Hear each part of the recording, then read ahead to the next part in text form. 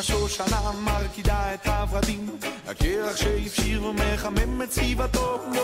לאחרונה הבנתי בתנועת הפרפרים מעודדת את הגולם לצאת אל חופשתו, כתנועת לוויתן בלב אוקיינוס שקט. נשמעת זעקת המצוקה של האדם, כנשר מתאבל על עוד גודל של בית, אין הבנה לכאב, לא הערכה לדם. אט אט שוואיה שוואיה טודו ספאום, בסוף נחזור לשגרה.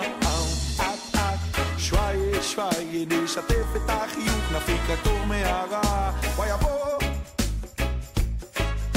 וואי יבוא וואי יבואי וואי יבואי וואי יבוא.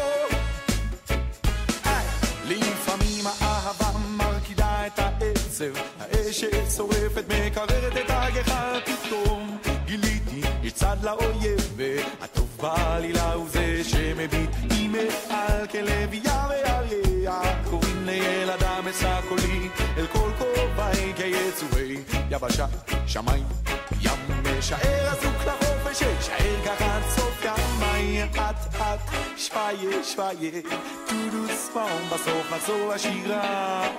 אט אט שוואיה שוואיה נשתף את החיוך, נפיק רק טוב מהרע. אט אט שוואיה שוואיה טודו ספאום, בסוף נחזור לשגרה.